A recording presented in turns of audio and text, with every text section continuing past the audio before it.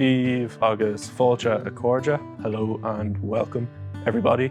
Thank you for joining us today from wherever you may be watching this. My name is Oisín, and just before we begin, I would like to say thank you to the family here at Lisnavagh and Lisnavagh House, who have kindly allowed us to use this beautiful library to record this talk that we're doing here today.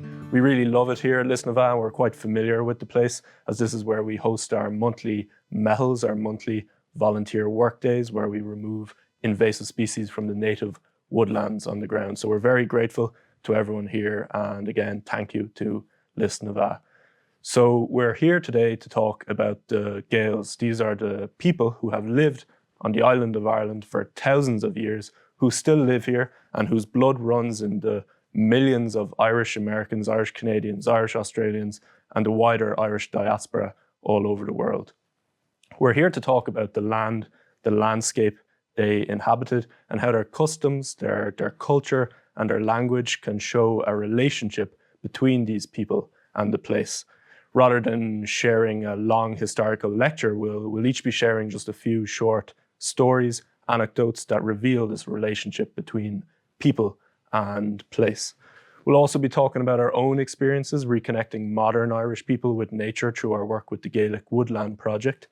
And the Gaelic Woodland Project is a charity focused on ecological and cultural restoration. It was founded by Owen here in 2019, and it has since transformed into a community, a movement of people who are trying to reconnect with nature, trying to reconnect with land and their native language.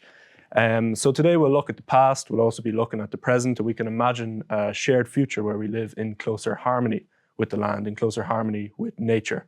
Now, before we jump in, lads, would you like to introduce yourselves? Yes, hello, I am Santiago. I am one of the directors of the charity. I've been working for the charity since 2021, I think.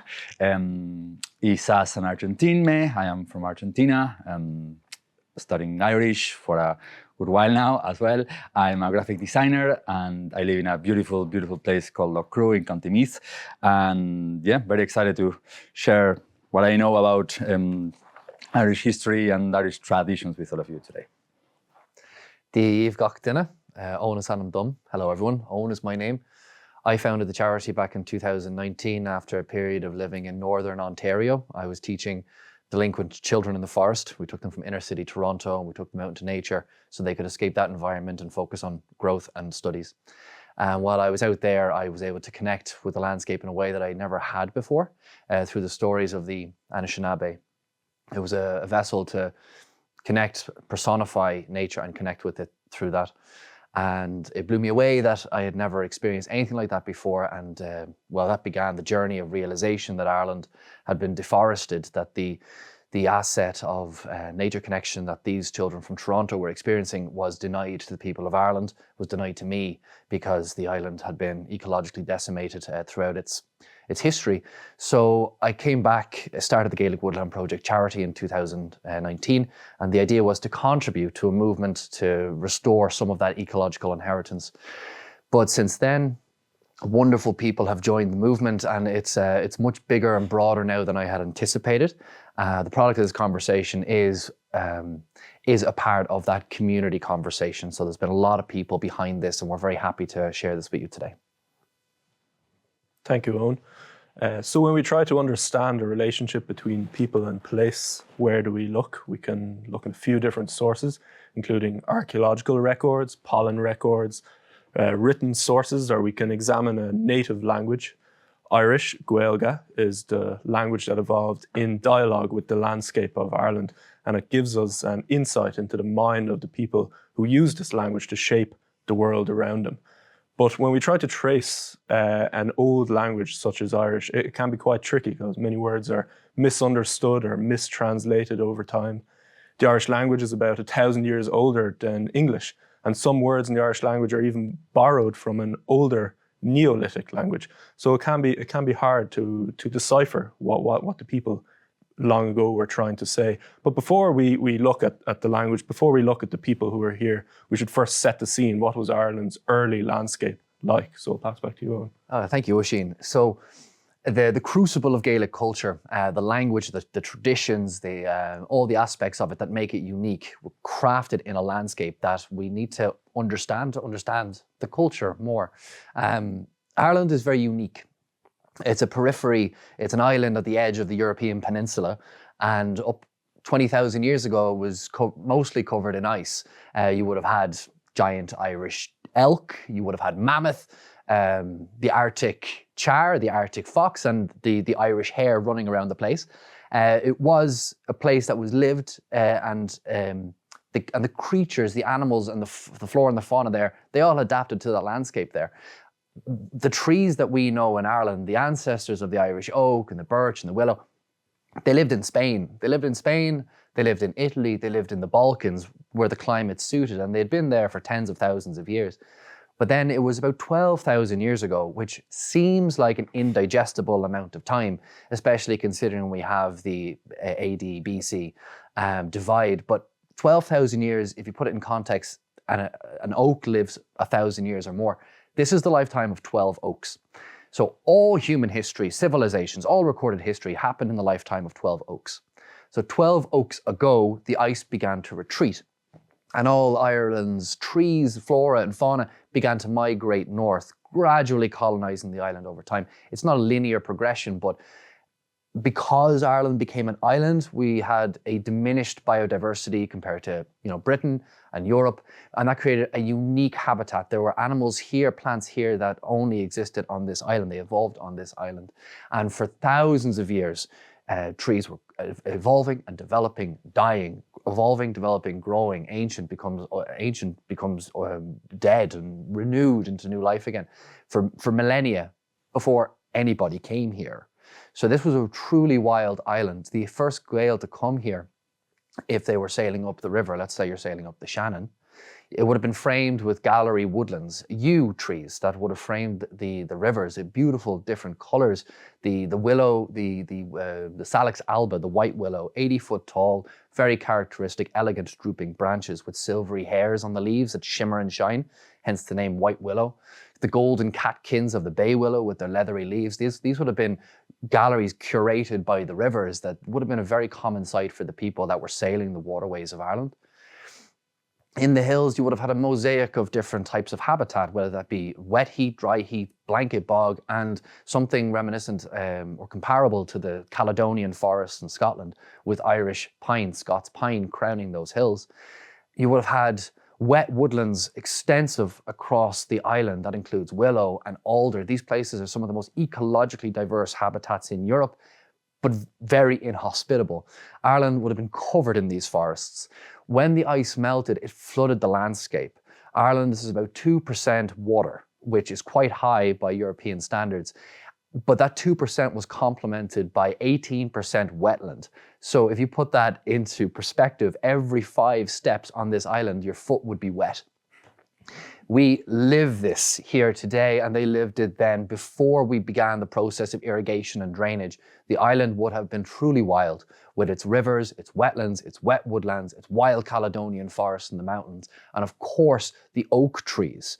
These oaks are exquisite specimens. There are hundreds of types of oak, but only 2 landed here in Ireland, and they are rot resistant, they are resistant to lightning, they can live over 1,000 years, and for thousands of years, they were growing and establishing here before anybody arrived. This was the island that was first inhabited by the hunter-gatherers who brought over animals that didn't make it to the island, such as pigs, wild boar, and deer. From the hunter-gatherers, they were here for thousands of years, and then the Neolithic farmers established farming, and then the Irish came, and this is the land that they evolved in. It's where the culture developed, and while that landscape is gone, as the island was deforested, there are fingerprints throughout history, which we're going to be exploring here today. Thank you, Owen. You've really beautifully set the scene. I could imagine it there in my mind. So thank you for setting the scene. And so who were the first people living here? Were they what we consider Gaels, and were they living in harmony with the landscape, with the nature as described by Owen? Santi, over to you. So what can we infer from the relationship of the first humans and all the humans that have been in this island and their relationship with it? People tend to believe that the bulk of the deforestation of Ireland happened after the Elizabethan conquest in the 1500s, because that's when we start getting proper records of all the logs that were being sold and all the states that were getting rid of their woodlands for riches. But the truth is that the deforestation of Ireland happened very, very slowly in a large span of about 6,000 years, partly, well, in a large part due to human intervention, but also due to natural causes. A very good way to gauge what was going on with tree cover is pollen records, which are reliable to a degree, but also they don't tell the full story. But it's one of the main tools we have nowadays to infer to a degree what was going on. For those that do not know what pollen records are and how they work, I'm going to refer very briefly back to Owen, the environmental scientist amongst us, to explain that for just one moment. Okay, very quickly. Pollen is produced by trees and plants to propagate. Pollen will go from one flower to another, and that's used to create a seed, which is used to create new life. Not all the pollen lands where it's supposed to. Some of it will land on a bog. For example, bogs are extensive across Ireland. Bog actually comes from the Irish bogach, meaning marsh. And these are antimicrobial. What goes in the bog stays in the bog, whether it be a body, butter, or pollen. So we have a lateral record over time of the pollen that fell during the spring and the summer. And from that, we can see the deforestation of Ireland, which began when the first farmers came here. They were clearing trees for farming, of course, and we can see this continued throughout Gaelic Ireland. So the idea that the forests were felled after the Elizabethan conquest is not actually correct. It wouldn't be the full story. We think that using deforestation rate as a measuring stick to gauge this relationship with land, it will give us a bit of a sense. But when you look at the pollen records, a very different story starts to emerge. So, for example, they reckon, well, they tell us that by the time that Christianity arrived in Ireland in the, well, let's say St. Patrick's, arrived in Ireland in the mid-400s, there was already only 20% left of forest cover, which is a completely different idea than most of us grow up with. So what happened? The Mesolithic hunter-gatherers, the first humans that arrived in Ireland, we do know that obviously they would have changed the landscape a little, but they didn't have many tools. They would have certainly planted or brought foreign crops, but there's not that much deforestation that happened. Obviously, they would have cleared certain small areas to establish their seasonal camps, but it wouldn't have been a massively significant change in deforestation. The following civilization, let's say, that comes after them were the Neolithic farmers, the first farmers in Ireland. They arrived here at about 4,000 years before Christ. And obviously they were farmers, so they did clear extensive areas of woodland for agriculture. At the time, elm was a predominant species, and it is theorized that the disease that we now know as Dutch elm disease was brought in by them. Some authors believe it could have been done on purpose as a way to actually deforest very practically large stretches of land for their crops. During the span of time that the Neolithic farmers were active in Ireland, from 4000 BC until the 2500 BC, it is estimated that about 35% reduction on cover woodland happened in that amount of time. The following culture that arrives, we say arrive as if it was a whole different people that came, but it was a cultural change for the most part, was the Bronze Age, the discovery of bronze and the beginning of metal tools. Funnily enough, this culture was the most conservative in terms of deforestation. It is estimated that in the 2,000 years that they were here, until the Iron Age began, they only deforested about 15% of woodland. in Ireland. Now, when the Iron Age began about 500 years before Christ, that is the time of the ancient Celts that we all have in our heads from the old legends. It's the time of the stories of Cuchulainn, it's the time of Niall of the Nine Hostages, is the time of the establishment of the 4 ancient provinces of Ireland and these powerful dynasties that would end up being so significant for all of Gaelic history. Did they live in harmony with nature? Well, you tell me. During the 700 years that they existed, since they arrived in this island and the coming of Christianity, which marks the end of the Iron Age, Ireland was deforested a further 30%. That is double the amount that the previous culture, the Bronze Age culture, did in 2,000 years. And this is mostly due to the fact that iron was the plastic of their time. People don't have a very intuitive understanding of the amount of deforestation and charcoal and fire that you need not only to mine the iron ore, but also to process it and actually make tools out of it. And they used it for household items, for farming tools, for weapons, all sorts. So it's interesting to think, we have this idea of the beautiful balance between the ancient Gaels and the woodlands, but they actually deforested so much.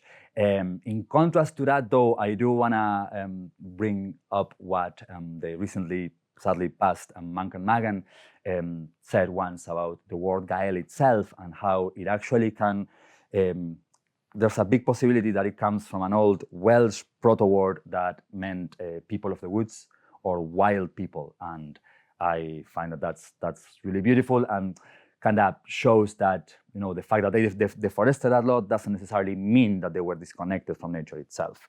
But we will go back to that in a little bit as well. Thank you very much, Santi. So the written source is another source information about how things used to be on this island, and Irish monks were known for writing extensively and spreading their learning across Europe. And by examining the old manuscripts, including the Book of Kells and the old annals, the Irish annals, we can find various references to early Irish society, culture, custom, and of course, nature. We can find uses for various plants, including dandelions, nettles, garlic. The Irish word cnob means hemp, and we know for a fact that monks in Clonmacnoise were cultivating hemp over 1,000 years ago. Hemp had many practical uses, including cloth, oil, rope. So that is just an interesting example of a plant being recorded as being used by people here thousands of years ago. And the manuscripts, the annals, they're full of these references. But the monks, some of them had great things to say, some of them not so good things to say, some of them had quite controversial things to say about the inhabitants of this island. And I believe, Owen, you're going to tell us about a certain Welsh monk who had some things to say about it. Happily. I would like to talk to you about a man named Geraldus of Wales. And for the point of this conversation, I'm going to call him Jerry, because I know he would probably hate that. Jerry was a 12th century cleric who came over to Ireland with Prince John in the first Norman invasion. He wrote a book called The Topography and Conquest of Ireland, and he wrote about the landscape, the animals, the people, the culture, all in a way to, 1, impress the king, and 2, to justify the invasion and the conquest of the island. He had awful things to say about the Irish, but his writings are full of fanciful notions and bias, but it is also the very first time somebody from outside Ireland came in and wrote about what they saw. So it's a very valuable anecdotal record of Ireland and the Irish. And he wrote some very telling things, especially in the context of Mancan Magan's take on the origin of the word Gael, people of the forest. Jerry said of the Irish, they lead the same lives as their fathers did in the woods and open pastures, neither willing to abandon old habits or learn anything new. He cited this lack of ambition and industry as justification for the conquest of the island. He talks about how beautiful our music is, though, which I think says a lot about our music, which still has such airs about it. He wrote about how the Irish lived in the woods and used it as a place of defense. While only, say, 20% of the flora on the island was forest, that's still every 5th step. So every 5th step you're hitting a wetland, and every 5th step you're hitting a forest. And the Irish held the woods very, very practically. Obviously, you're getting resources from it. You're getting branches that you can use to weave baskets and make fish traps, but it was also used as defense, which is something so feral in the Norman mind because they would build with stone. But the Irish would turn a forest into a fortress by weaving the branches of the trees. Imagine the oak, the lower branch of the oak, they would weave them down into the hawthorn and the blackthorn and the other trees in the shrub. And in doing so, they would create a living wall that could create labyrinth through the forest. So when the Irish ran into the woods, you wouldn't be able to follow them. You could be trapped. You could be thoroughly. What's the word I'm looking for? You're lost. You're just lost. So in this space, the Irish used the forest for their defences. And this was recorded at the Battle of Kinsale, where the Spanish were trapped in Kinsale. They managed to escape when O'Neill arrived with his army. So they sent a messenger around the British lines into the forest to find the Irish, and they found and recorded the use of the trees and the shrubs as a means of defence, and how the ambassadors for the Spanish in Kinsale couldn't navigate through this thicket. And they had to call out and have someone guide them through it. So the Irish have been using the forests for defense for potentially thousands of years. He also writes about St. Bridget, which is so fitting because we're speaking on St. Bridget's Day. St. Bridget obviously set up her monastery in Kildare. He wrote about this monastery, and in it there was what he called the miraculous meadow. This was a meadow that was never seen a plough, and that was seen as something to be proud of. And it was seen, the abundance of that meadow was seen to be the light and the love of God. That it was so much abundance in there that this is a miracle. It's a miraculous meadow. And this is emphasized again when you look at the monastery is in Kildare, the Church of the Oak. I was ruminating on this over the Christmas time when I was a little bit sick, and I was thinking that yes, a meadow has beauty in it, but there's also a lot of plants in there where you can get medicine and herbs. And wasn't Bridget known as being kind of a healer and taking care of people? So this could have been her apothecary. You know, the value of nature isn't in what you can extract from it, but that relationship that you can cultivate with it. So this is the story of Bridget that's recorded from the 12th century. This relationship to nature was integrated into the culture during Christianization. Saint Kevin, who we all know and love, Saint Kevin founded Glendalough Monastery, which, if you've come to Ireland, it's a very thoroughly walked exploration into that valley. When Saint Kevin went to establish Glendalough Monastery, he apparently went through a nearly impenetrable forest to find that hermitage. And if you think about this, he is trying to get into nature. He's trying to get into stillness, which is something that is repeated in the ways of the mystics. It's repeated in the ways of Irish monks for hundreds of years after, including St. Gael from Bandon, who went off of Columbanus and set up a monastery in the Alps in his own little hermitage. St. Kevin did this exact same thing, to find God in nature. And when he goes into that valley, it is said that he lay still for so long that a blackbird lay an egg in his hand. And you can only imagine how still you would need to be with your hands pointed up in nature for a blackbird to think your hand is a suitable nest. And St. Kevin and his patients ended up allowing his hand to be a nest until the blackbird hatched. So it's a wonderful story, but I think through that you can see that there is a very close relationship to nature in the Christianization of Ireland. He writes about the vast herds of boar that are running through the forest. As we mentioned earlier, the hunter-gatherers who came before the farmers, they brought boar over to Ireland because there wasn't sufficient game on this island. So the boar had been running wild through the forest, and we had a very strong boar hunting culture. He talks about all the different animals that were there, how the plains are small compared to the vast forests. He talks about the Scots pine trees being in the hills, which was sad when I first heard it, because the Scots pine were believed to have been felled to extinction because it's the only tree in Ireland that has a continuously straight bole. It's a straight trunk, perfect building ring forts and ships and houses and all these things. It was believed to have been felled to extinction during the 1900s. And it was only in 2015 they actually genetically found that there was a stand of Scots pine still standing in Ireland. So the Scots pine is not extinct, but in the days of Jerry wandering Ireland, they were all over the hills, all over Wicklow, Donegal, Mayo. All these hills were like the kind of comparable to the Caledonian forests of Scotland. And then I'll also leave this now with the yew tree, The yew tree is a very, very significant tree. If you go to a graveyard in Ireland, you will find a yew tree. It has that raised habit and the really dark leaves. It's evergreen throughout the winter. It's one of Ireland's only evergreen trees.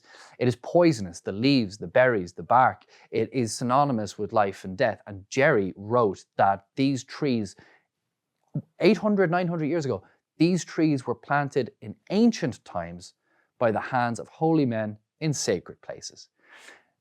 People now would say that the yew tree is planted in graveyards to protect the graveyards from grazing cattle. I don't buy this. I was visiting Wales, which is full of different monasteries dedicated to St. Bridget, established by Irish monks. And there was one that I found, and in that Welsh monastery, there are 2 yew trees, and they are the 2 oldest trees in Wales. And they're of such interest, they did a genetic analysis and they found out that these 2 ancient yew trees in Wales actually Irish genetics. So 1,200 years ago, a monk saw fit to leave Ireland with 2 berries and plant them in Wales for the establishing of their monastery. And that wasn't to keep the cattle away. That is evidence that there was this relationship to landscape that not only permeated defense, but also some kind of spiritual, psychological relationship with them as well. So when we turn to the Irish language, we find a beautiful intersection between spirituality, mythology, and nature. It suggests that natural themes were deeply interwoven into Irish belief. And when we look at some of the names they had for plants, for example, Lus na Man Shi was the name they had for foxglove. Foxglove is a poisonous plant. You should never eat or drink anything with foxglove in it. And it was called Lus na Man Shi. And Ban Shi in Irish was this female spirit who announced death. So it was synonymous with death, and that was the name they had for this highly poisonous plant. The other aspect of the Irish language is it can be quite a literal language. So we have, for example, Lusna Gnáth Brista, which is the name they had for comfrey. Lusna Gnáth Brista means the plant of broken bones. Then we have an example for both aspects, where we have yarrow, which was called Ahar Talún, the father of the earth, and also Liv na Nahaka, the plant of rheumatism. Yarrow is known to be good for rheumatism and arthritis and those sort of ailments. If you're wondering what we're all drinking in our cups today, this is meadow sweet tea. In Irish, this is known as Crish Cú Cullen, Cú Cullen's belt. So, Santi, I believe you're going to tell us why it is called this and what we can draw from that name. So this merits a wee little story about Cuchulainn, the famous Ulster hero. For those who may not know who he is a very prominent figure in Irish myth and legend. And he was known for his, what they called his battle frenzy. He had this almost Hulk power to get really, really angry and become this monster of strength and fury that could not tell a difference between friend or foe. And that's kind of like what made him such an important hero of legend. He was the champion of the province of Ulster and kind of, the guy they called over whenever they had to sort anybody out. And there's a lovely little story that tells that the first time that he went into this battle fury, he was a young boy, and after the battle, his own people could not calm him down, and this was obviously a very dangerous thing, and they kept throwing him into these big vats of cold, freezing water in order to calm him down and bring down his fury, but the water would just boil and evaporate, and his frenzy would continue. And it wasn't until his own charioteer, who apparently was well-versed in herb lore, had the good insight of throwing sprigs of meadowsweet into the water before they threw him down. And whenever they would throw him down, the water would start boiling and the tea would brew, and slowly, Cuchulainn would start to calm down. And probably after possibly 50 times of doing that, he came back into himself and was calm once again. So they say that ever since that time, Cuchulainn always carried a sprig of meadowsweet sewn into his belt so that he would always have it at hand whenever his battle frenzy needed to be controlled.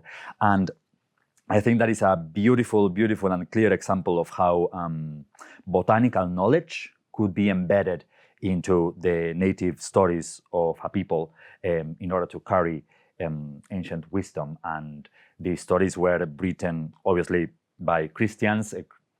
Christian monks are our only source of Irish mythology. which is a term that it's a little misleading because it's way more recent. It's only medieval, as opposed to things like Greek mythology, which was written over 1,000 years before before Christ. And I bring up Christianity here because it's also important to understand that Christianity didn't come here into Ireland by the sword. There was no martyrs, there was no big military campaigns to crush the people into accepting this new faith. It was the Irish people themselves who found this new novel idea of a one God quite appealing and oddly fitting with their own possibly animistic beliefs. We are talking now about the original message of Christianity, not the later oppressive and extractive Roman angle. Christ's message took on surprisingly well in the Irish mindset. Besides the obvious changes in culture that taking a new religion will do, Christianity brought three extremely important and changing forever things here in Ireland. Literacy, so the capacity to read and write, Latin language, which was by then the language of theology and of spiritual speculation, and the technology to be able to make and produce books, which was obviously at the time quite a mind-blowing thing, to be able to grab knowledge, transform it into these odd symbols and actually conserve it in an object. This had never really happened before. We have some evidence that there was books in Ireland before the coming of Christianity because travelers and pilgrims would have brought them, but Christianity, early Irish Christianity, really brought that into the fore of Irish culture. This writing style and this specifically Irish version of Christianity developed itself largely independent from Rome for about 700 years. In fact, Ireland has the joy of being the early Irish Church was the one that for the longest time gave Rome a big pain in its behind because they were so clutching on to their own ways of doing things and their own interpretations of the original message of Christ. They were mad for the writing. The Irish went absolutely mad for the writing, and Ireland also boasts she has the biggest amount of written records from that period than any other country. They would be writing not only legends and stories, but also obviously loads of biblical tracts. They were writing medicine, they were writing about astronomy, they were writing biographies, hagiographies, and loads of other law and there's so much writing that was done here in Ireland. But they could never really let go of their indigenous traditions. When you understand that there was no martyrs in Ireland, the Irish people themselves took on to Christianity. So it's estimated that there's three main sources of what the Irish were writing about. Obviously, the classical knowledge of the continent, the words of the ancient Greeks and the ancient Romans, they would have known all of that. And it is also known that while Rome was burning around the 500s, it was the Irish monks who preserved the words of all of these famous writers from antiquity. Besides that, they obviously had the biblical world to draw from and their biblical understanding of how the world was created and whatnot, but their own native traditions were also a major part of their sources. And I think this is what explains why Irish medieval writing can also seem so pagan, because it was the same people. It wasn't, sometimes, we think about early Irish Christianity as if it was just another wave of invaders that came and took over, but it was the Irish people themselves. So obviously they wouldn't have completely let go of their own native traditions in botanical knowledge or in relationship to the land.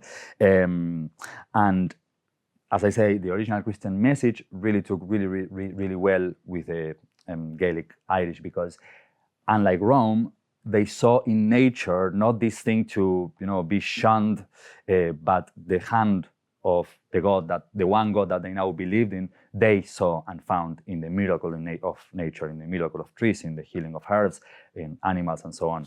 And as someone was saying earlier, the most early Irish saints, which were by and large, the founders of all the monasteries in Ireland. All of their stories, all of their biographies, many of which were written hundreds of years after they lived, but most of them always have some sort of mystical connection to nature. In addition to St. Kevin of Glendalough, just as one example of many, you have St. Govnait down in Cork, who was completely connected to bees, and even to this day, her shrine and her well down in Cork is still connected to beekeeping. And I wanted to add to what you were saying about Bridget. I cannot remember which book did I read it in, but apparently, the name of the monastery she found, Kildare, the Church of the Oak, was in reference to this massive one oak that was standing in the meadow that Owen was mentioning. There was this massive, massive oak that apparently was still standing around the 10th century. So I find that that's quite fascinating, and a very, very clear indication that even the coming of Christianity did not disinherit the Gaelic Irish from their appreciation of nature. Thank you very much, Santi.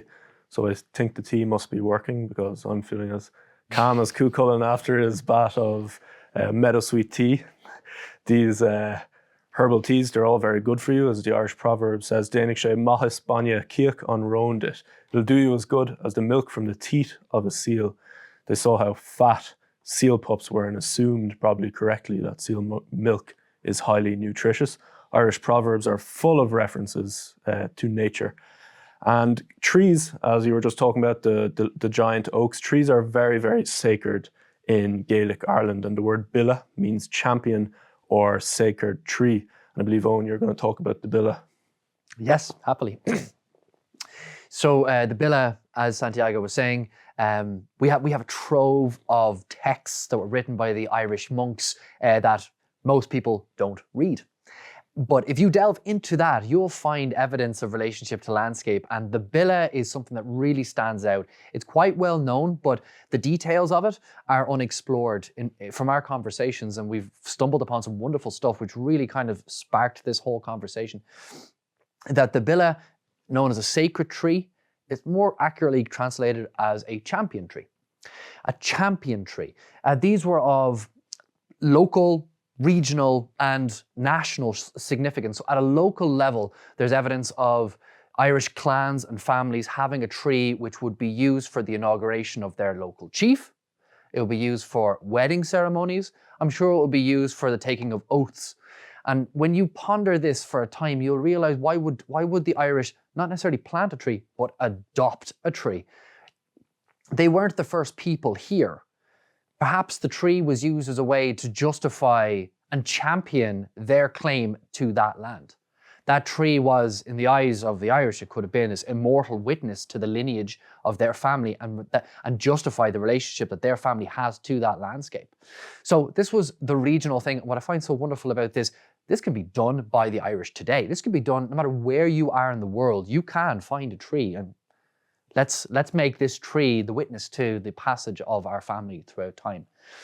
There were trees of regional significance, and that's evidence in the naming of townlands, such as Knock na Villa in Cork, which is the hill of the sacred tree, the hill of the champion tree. You have Lis na Villa, which is in Roscommon, and it's the fort of the sacred tree. I often, when I do daydream, which is quite often, I imagine the ring forts of Ireland, and within each ring fort, there was a large oak tree, not just because it would be beautiful and give nuts, but also because it would give shelter. Very, very practical things like that. So in the Dinshanachus, which is a text that is recorded in the 12th century book of Leinster, so this book is 900 years old. In this you have the Dinshanachus, which is the lore of places, and in the lore of places they record 5 trees of national significance.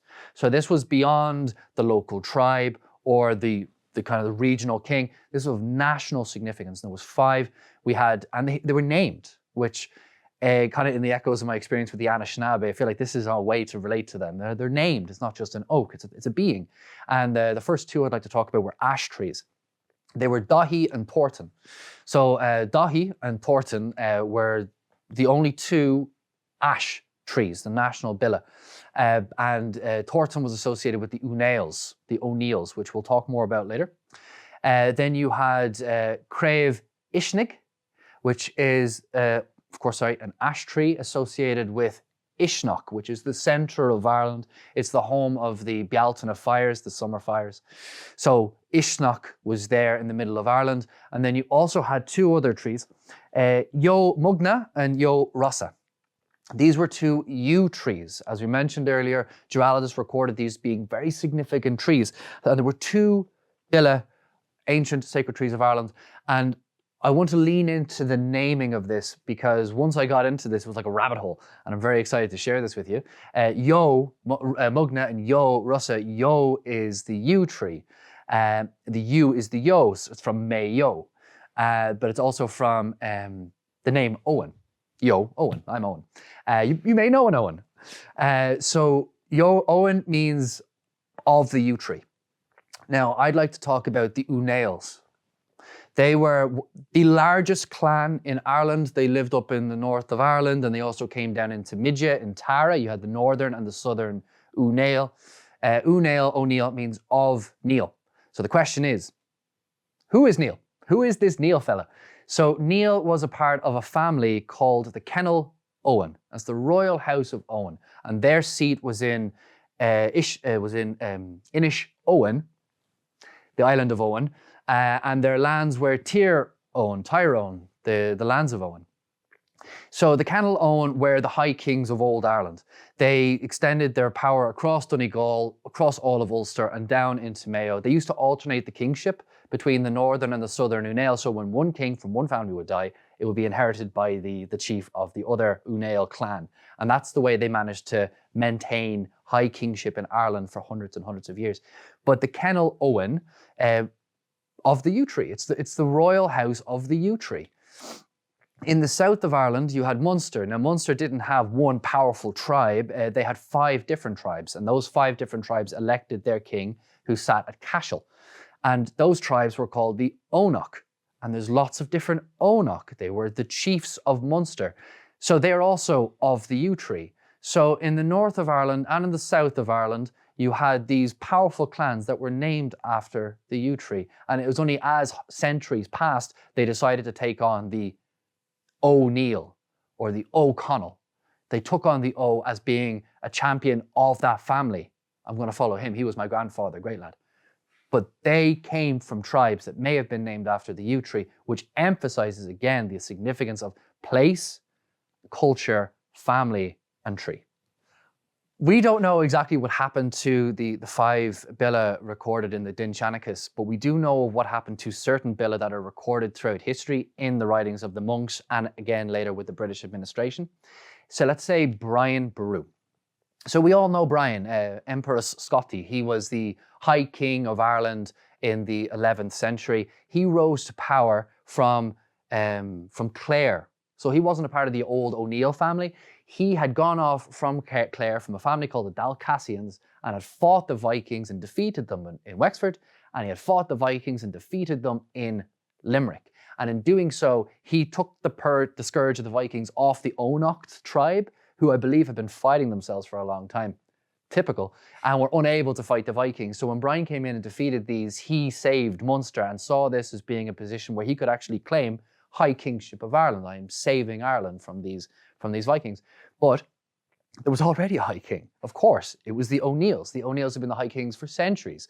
And at this time, the high kingship was with a man called Mael Seachtain II, whose kingship was based in Meath, in Tara.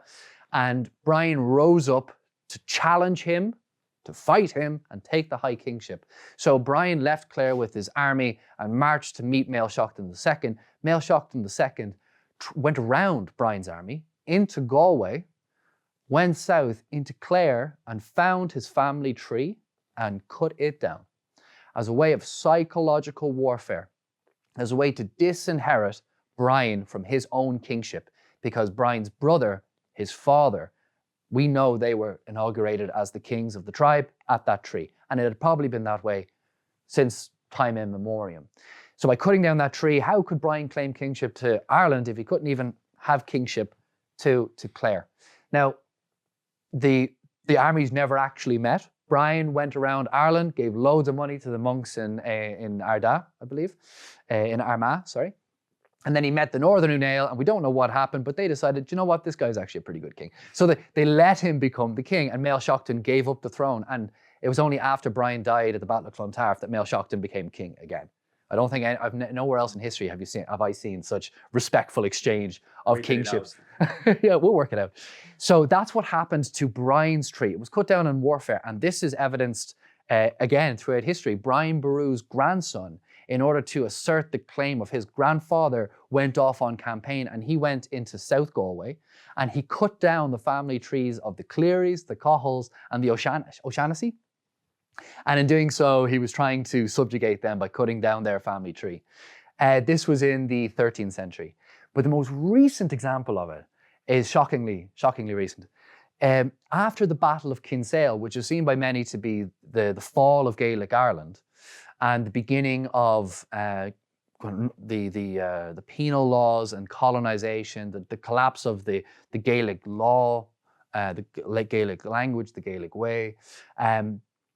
After the Battle of Kinsale, Charles Blount, who was the British general who fought Hugh O'Neill and the Spanish at Kinsale, he marched up into Tyrone and he cut down the family tree of the Unails. He cut down the family tree that was used to inaugurate Hugh O'Neill 7 years previous.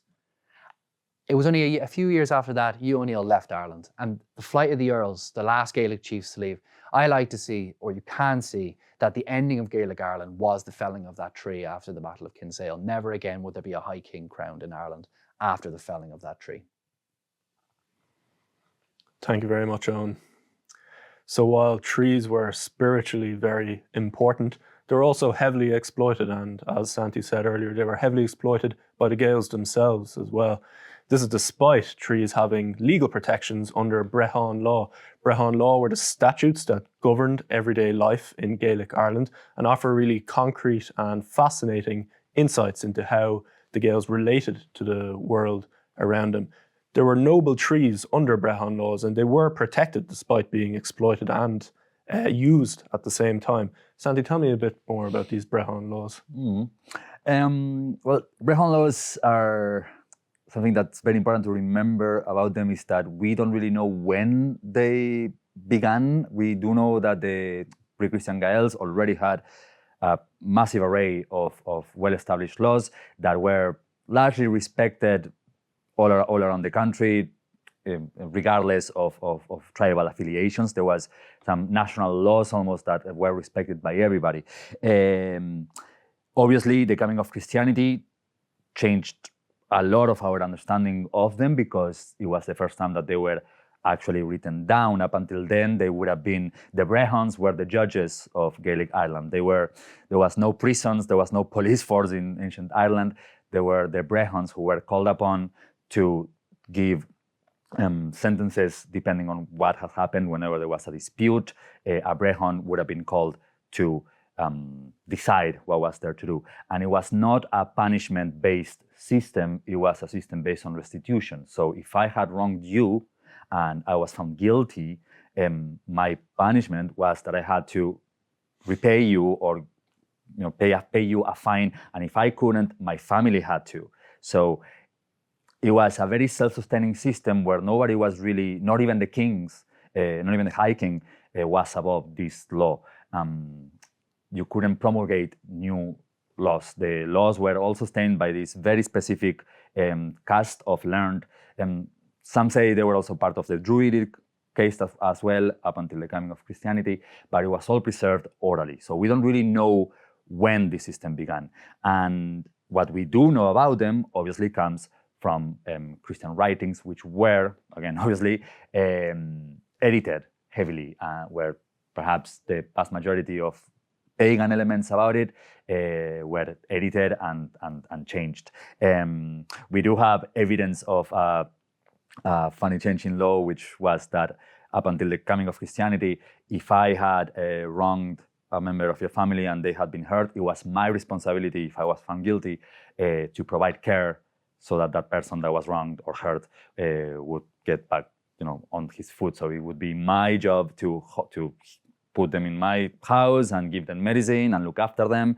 And after the coming of Christianity, that changed. So now it was the church that took payment from the wrongdoer and kept that payment and took charge of healing the wronged one. But obviously that left a lot of opportunity for the church to take some stuff for themselves. What's important to understand about that is that of the whole corpus of oral traditions that once existed, only a small portion of those were actually written down. And from all that was written down, only a small enough portion survived to this day. So we have quite an incomplete picture of it. One of the most important texts or compilations of ancient Irish law was composed in the 8th century. It's called the Senachus Mór, the Big Law, and it's a compilation of several different law tracts and texts pertaining to different aspects of life in Ireland.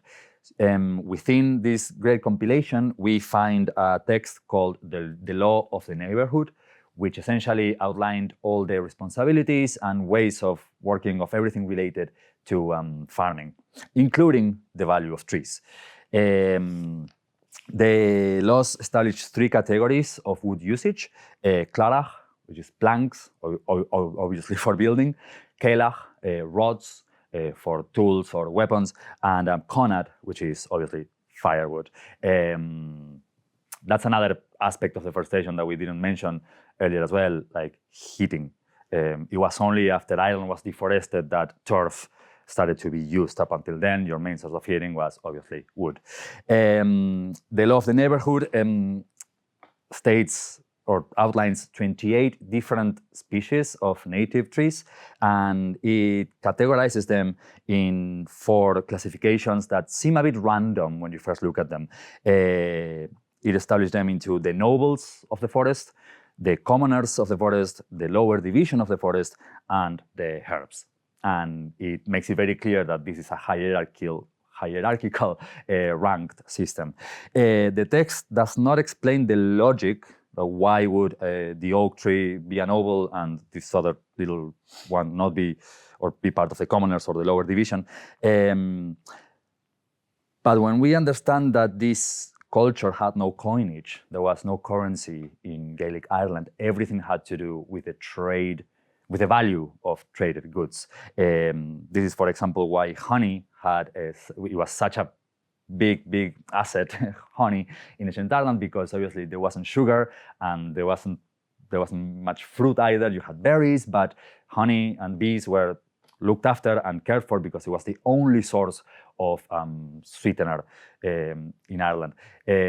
During fosterage in Gaelic Ireland, which was the custom of noble families sending their children to be fostered by a separate family for a period of 7 years in order to establish inter-family bonds and emotional connections so that there will be more peace. It is stated that noble children being fostered would get honey with their porridge, but not so noble children fostered by the same family would not get honey with their porridge. So it was, and there's a whole corpus of laws that manages specifically bees and bee ownership. So this was all based on the value of traded goods. And when you think about it, trees were an indispensable commodity for this society. Amongst these 28 native trees ranked in these 4 classifications, you would essentially be able to fulfill all economic needs of the society just from those 28 species. From them, you would get timber for construction and infrastructure. You would get agricultural tools and transport devices like carriages. You would be able to make household items, foodstuffs, medicine, fuel for cooking and heating, and seemingly an endless supply of fodder for animals, material for thatching, for bedding, fencing, and so many domestic uses. The domestic needs were filled by the use of these trees. Ironically, obviously, the laws do provide certain parameters and standards for the usage of this resource, and also fines and punishments for the misuse of them. And in modern times, during this great, amazing Second Gaelic revival that we are all going through, this protection of the trees under Rehon law give the impression that there was this very deep and sacred connection between the Gaels and trees. But when you understand the trees as being such an indispensable commodity, these protections, perhaps from a more cynical point of view, can be seen not as a spiritual connection to them, but as purely just the protection of an extremely valuable resource without which society couldn't function, in the same way that today there'll be regulations for certain resources that, they need to be looked after because they are so needed for society to function. So I find that very interesting as well. So do I. Thank you. Thank you, Santi. I hope all of you as well. So while the relationship between the Gaels and nature was complex, we can really deduce from everything that we've spoken about today that they were living in closer harmony and closer proximity to nature than we are today. And when we look at townlands, you were talking about townlands there earlier on, and in Ireland we have 60,000 townlands. 13,000 of these are named after trees. That's not to mention the towns named after rocks, animals, mountains, rivers, lakes. So you can really see it through all aspects of society. And even our county names carry this legacy. You mentioned Kildara earlier, Kildare, Muinachon, Monaghan. You mentioned Muyo, Mayo, Plain of the Yew Tree, Dura, Derry, Oak, the oak tree. And there's even so many different words for the various types of woodlands that are found on Ireland, that were found in Ireland. And many of these woodlands aren't here today, unfortunately. Names such as Fia, a Ross, a Mung, a Mare, a Farish, a Queel, a Kiapok. There's even an Irish word for a submerged woodland. And after the week of torrential rain we've just had, I'm sure there's a few more submerged woodlands around today than there were last week. But the Irish word for a submerged woodland is a guera. And there was a famous and sad story about a guera down in Cork. And I believe you're going to tell us that story, Santi. Yes, I will. And it is essentially fascinating and very heartbreaking. So we shouldn't be speaking about it in past terms because the place still exists to a degree, but it was really changed. So as Oshin says, guera is an Irish word that means submerged or alluvial woodland. And in West Cork, very close to the town of Macroom, just south of it, you find a place that's locally known as the Guera. And it's one of the most unique and amazing woodland environments found in Ireland. It's an inland river delta forest. Obviously, usually deltas are very close to the sea, where rivers open up into thousands of little islands and comes out into the sea. This is inland, and it's hard to imagine, but imagine the River Lee, the river that goes through the city of Cork as it continues going west. There's an area where it just spreads itself into these thousands and thousands of labyrinthian little river and streams passes that was completely wooded once upon a time. Obviously, this kind of environment survived from very, very ancient times. It's possible that the Guera was formed, I cannot tell you exactly when, but it's extremely, extremely old. And because it was so heavily wooded and because it was such an impassable place, it survived up until modern times. And it kind of went largely unscathed from the whole devastation of the later English deforestation of Ireland. On the edge of this woodland, there used to be an elevated limestone platform where people it was surrounded by the forest on the one side and by almost impenetrable bog on the other. And that was the home of the last community of forest dwellers in Ireland that were still living there up until the 1950s. This little townland was called Anahala, and because they were so disconnected from the rest of the world, they developed their own culture almost. They had their own specific form of Irish. Some of the young ones would have left. At times of the year, the bog was passable, so some of the young ones would have left to go work in the farms and come back, and there was a little exchange, but for the most part, they lived with and through the forest. They used the forest for their clothing, they used the forest for their crops, they used it to brew pochine away from the eyes of the constables, deep inside the labyrinthian forest, because they knew it so intimately. They developed the Lee at art is really, really shallow. So they developed these styles of curraghs, of boats that were flat-bottomed.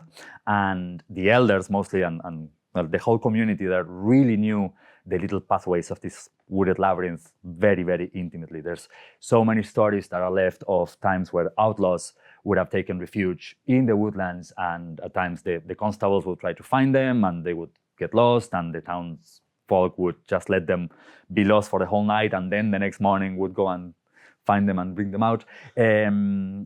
And it was a very, very unique phenomena where this little townland had developed largely independent from whatever else was going on in the country. They lived this isolated lifestyle, as we say, up until the 20th century. And amongst their own customs, they had a very curious set of prophecies. And I know all of this because I met a man, a friend of mine. He's a botanical author and an ecologist in West Cork called Kevin Corcoran.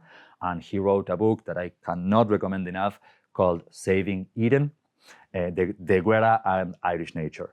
And his grandmother was one of these forest-dwelling people. And they had a prophecy, he remembers, that said that the day will come that the River Lee will flow backwards. And in the year 1956, this prophecy oddly came true. This was the year of the launch of the Lee hydroelectric scheme. So it was the building of two dams that essentially flooded the valley flooded the Guerrag itself when it got built. So in 1956, there was a whole eviction of all the people that were still living in Anahala, and it is recorded that they all stood in nearby Slivin Hill, it's just next to Macroom, looking down into the Guerrag. And when the dam got turned on, essentially, the river started going back, and they stood there watching their townland and their forest being drowned underwater.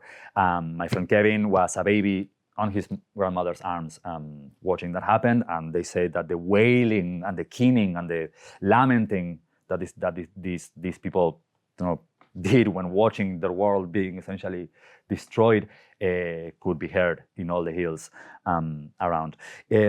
So as of now, about 40% of the woodland is now submerged, but luckily over 60% of it still exists. And they did build, now there is a causeway that kind of goes through it, and you can walk through this causeway, but it's absolutely not recommended to go into any of the little islands because you can get lost very, very, very, very quickly. It's very hard to imagine this kind of environment unless you've been in it. I am very lucky that Kevin did bring me there. But it's, imagine these thousands of little tiny islands, little streams, and it all looks the same. The moment you take a few steps, and there's no references, there's no landmarks. So obviously this self-contained environment would have had such an incredible genetic stock of plants and animals and birds and insects and trees that's only conserved there. Because of my talks with Kevin and my connection with that whole area, I got a very strong sense of what was lost that day. And it wasn't just the tree cover itself, or this almost half part of the forest, but also the sense of community and the loss of all the ancestral knowledge that was lost when these people were displaced. Nowadays, you still find in the surrounding area of Macroom and other villages around, you do have old people that are grandchildren of the people that were evicted. And Kevin tells me that it's really hard to get stories or information out of them because the pain of it's still quite present. It wasn't some invader that came and took their land away. It was the Irish government itself, and that's a wound that's still very, very recent, and it hasn't really healed. So it's not just the loss of biodiversity that they were mourning, but also the loss of culture, and a very clear example of modern connection to that biodiversity. So do go visit it if you ever have the chance. Thank you very much, Santi. So the Guerra was almost completely destroyed, and that's a reminder of how fragile ecosystems and habitats in Ireland can be. Over the last 300 years, Ireland has suffered some of the worst ecological degradation in Europe, And today we have the lowest level of tree cover in Europe, and our plains are a near monoculture of ryegrass. So when did this severance from land, from nature, from between the people and land really happen? There are lots of factors really, and one of them, of course, is the near loss of the native language. When you nearly lose a native language, you lose messages and wisdom from the past. And a good example of this is in Galway, an estate, a development was built on a floodplain. Not a good place to build an estate. And again, it's been raining very heavily here, so I'm sure they're feeling it now.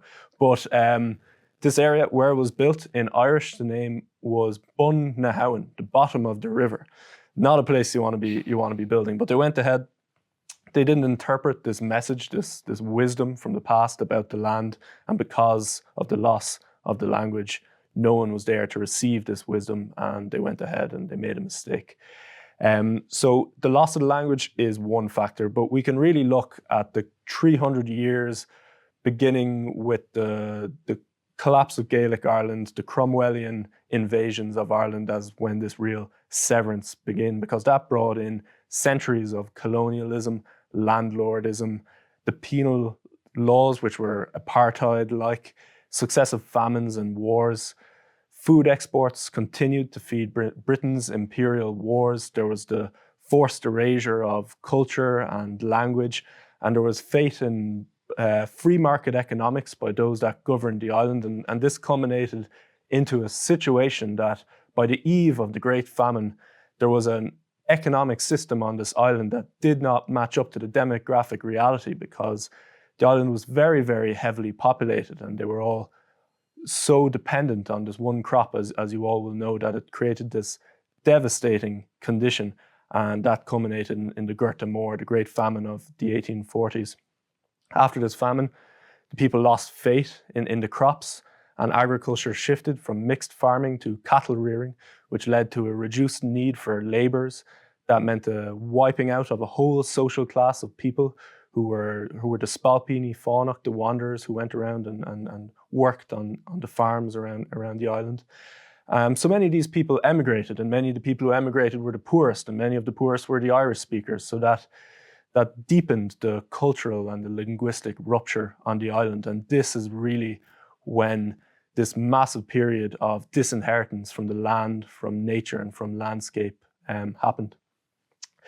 There's a proverb in the Irish language on Ad ven nesk von is gub erhi, as long as there's a snipe on the bog and a beak on her. And a snipe is a small wading bird found on bogs and wetlands.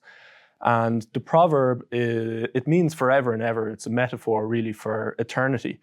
The Irish saw how many snipe were on the bog, and they believed that there would always be snipe on the bog. So they used the snipe as a metaphor for eternity.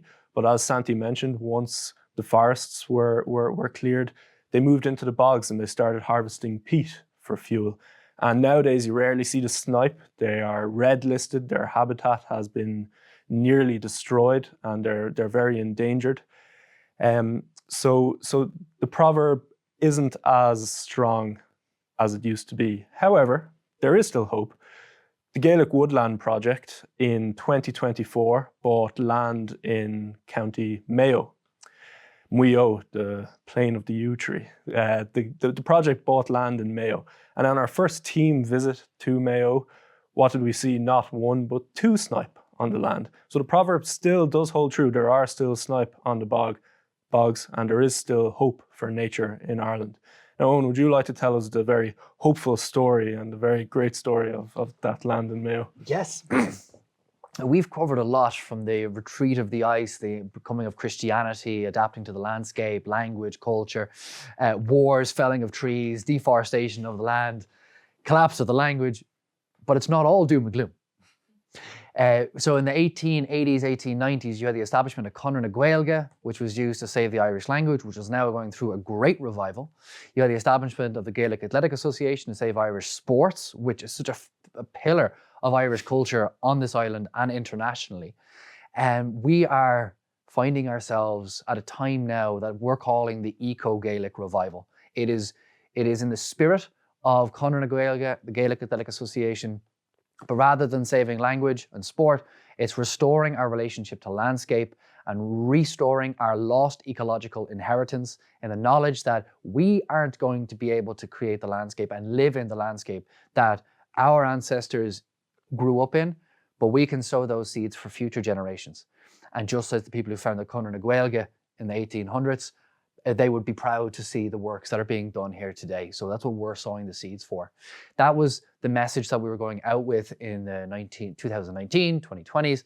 And the idea was to create a forest to commemorate the famine, to acknowledge that this ecological scarcity created the conditions for this social calamity, and that by restoring that ecology, and by allowing people around the world to honor their shared ancestry, by doing this, we can heal the wounds of history. We can be very positive about it. And in that process, we have had access to these wonderful spaces, these remnants of nature that were relegated to the old aristocratic estates that were for generations denied to the Irish plebeians. We're creating gateways to allow people to access these estates, to connect with nature. Here in Lisnava House, we have an ancient woodland behind us where we've spent the last year and a half delving into, exploring the ecology with so many people that have come to join us. And in the process of doing all this work, we've been saving money. We raised €70,000 and we're all volunteers. Nobody gets any money for this. So we're able to direct all that money into buying land with a very clear message. We want to create this forest to commemorate the famine. And we did it. We got a call from a farmer who, he didn't want to farm anymore. He had a little bit of a health scare. He said, look, I want to enjoy my retirement with my wife and my donkey. So he sold the house, sold the farm. He wanted to sell it to somebody who wasn't his neighbor, local politics. So we went out to visit the land. We saw the snipe. It was a beautiful sight. We're like, let's do this. So we spent 96.5% of all the funding that we got, bought that land in 2024. And last year, 2025, we planted 9,000 native trees over a 3-day period. We created we sowed the seeds for 4 different habitats, 4 different forest habitats there. And we're going to be developing a restoration plan to block the drains and restore the hydrology, because as we talked about, water was such a key part of habitat and experience here. So we're going to have the oak forest with the alluvial forest and the wetland, sprinkling in a little of the lost Caledonian forests. We've sown those seeds now.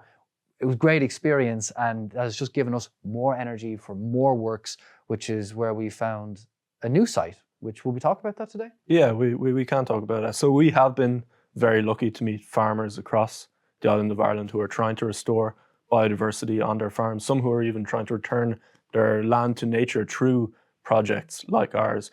And farmers in Ireland first gained land ownership in the 1880s during a period known as the Land War. This was a time when the farms in Ireland transferred hands from a few thousand landlords to hundreds of thousands of smallholders. And this was a very turbulent time. And we were very lucky recently to learn a little known story about this period of time and about a very special piece of land in County Cavan. I'll pass it back to you for that, Owen. Yeah, so in the 1880s, you had the Land War. Now this, in my mind, ended the penal laws that started after the Battle of Kinsale, after the felling of O'Neill's tree, the final deforestation of Ireland. You had Charles Stewart Parnell, great character, immaculate beard. He led the land league to give tenants the right to own land, and they were successful in that. But it didn't come easily, and there was the Land War, and the first person to die in the Land War, shot by a landlord in West Cavan, his name was Philip Meehan. And now Philip Meehan was a family man, and he lived in West Cavan, very, very rural area, down the road from where his family, mother and father, lived and where he was born, and down the road from these two women, 2 bachelorettes who were living there. And he had a wife and he had children. And when he went out to try and stop the eviction of one of his neighbors, he was shot and died. He left the house and didn't come back. And his wife and children ended up emigrating to America. And in time, Philip Meehan's parents passed away. That house was abandoned. And the 2 women up the road, they also passed away. Their house was abandoned. And as time passed over the century, it ended up in the care and custodianship of a man who valued the nature more than the produce you can get from it. He has been rewilding his land for 20 years, grazing only a few horse across this very large area, and has created an area of significant ecological complexity, including rare plants and butterflies, 115 wildflowers, 12 different native trees. This site is exceptional. And we have told him what we want to do to create this forest to commemorate the famine, and he is all on board with that idea. It carries on the work that he's been doing over his life, and it ensures that that restored ecology is going to be there for future generations. So we're in the process of buying this land, expanding this site, and in that we want to restore Philip Meehan's house. We want to restore his parents' house and the women that live down the road to illuminate this period of time that gave the Irish the right to own land, and to create a hub that allows people the Irish internationally, to reconnect with their ecological inheritance, a place for us all to work together to restore that ecological inheritance. And all in the context of the land war, which gave us all the rights to own land again. So it couldn't be better. It's also, if I can interject there as well, I think it's such a beautiful example of what can be achieved through community. Something that Owen didn't mention about the woodland in Mayo that we planted is that he mentioned funding, but by funding he meant fundraisers and donations exclusively. We had no higher power giving us money with conditions. It was all community led, and in just a few years, really, there's 12 acres of nature returned to Ireland forever. And I think that's on one, first absolutely beautiful, and B, I think it's also a great example of these days there's starting to be a lot of talk about what does indigeneity mean, or what do we mean by native? What makes one or a thing native to place or not? And I personally believe, and I would even dare say it's in the spirit of the charity, the way we understand that is what makes one native to somewhere is your relationship to it. Are you coming into this place and infusing it with your ways and with your intentions and objectives, or are you in an actual relationship with this place? Do you give as well as taking? The words of an author called Robin Wall Kimmerer, they resonate a lot, I think, with what we are doing in this charity. She is a botanical scientist, but she's also a member of the Potawatomi Nation, and has this unique, modern yet ancient view of things. She has the science, but she also has the ancestral knowledge of her people when she thinks about these topics. And she reminds us very, very strongly that nothing in nature exists in and for itself. Everything around us, the whole world around us, works under this constant exchange of energy and nourishment. What connects something to a land is the relationship that you establish with it, and the mutually beneficial exchange of energy and nutrition. Everything in the universe works that way. The water cycle works that way. Our own digestive tracts work that way. Trees cannot exist without the mycelium network underneath. It's only us humans in modern time that have gotten this idea that, all of this is just for me.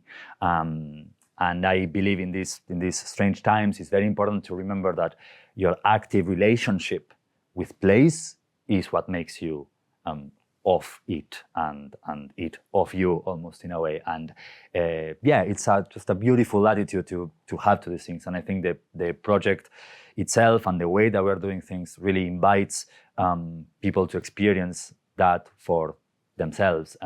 Obviously, not everybody in the charity is Irish. I am not Irish, and yet, I like this concept because it lets me think of myself as native to this place because I am in an active relationship with it. And that's such a wholesome, grounded, and real approach to this, beyond any sort of political or societal dilemmas. This is a very grounded yardstick by which to measure indigeneity.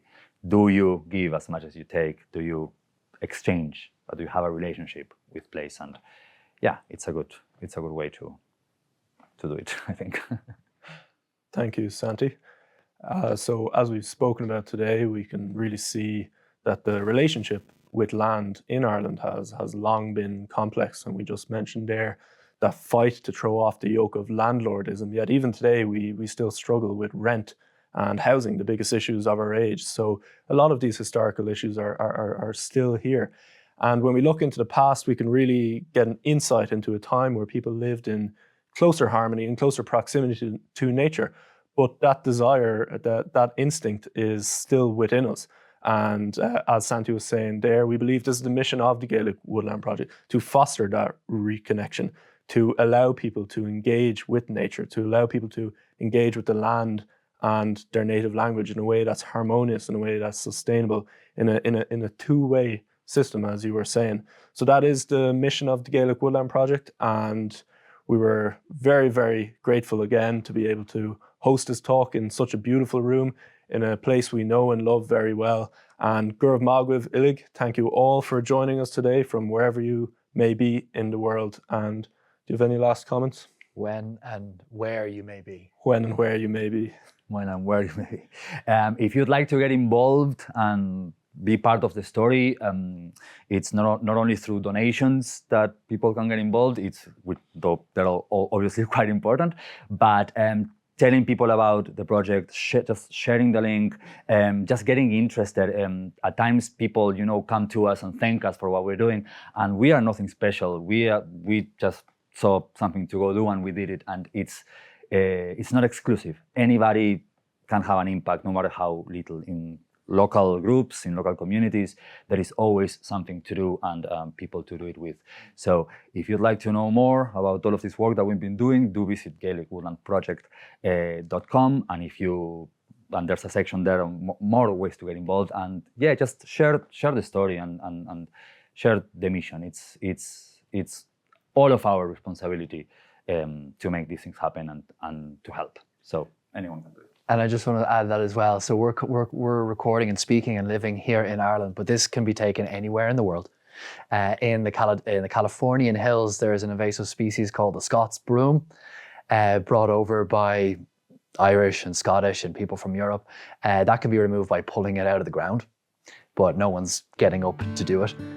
So if you want to cultivate that relationship to the land where you are, wherever in the world, you can get a gang together, go out there, address invasive species, plant trees, clean the rivers.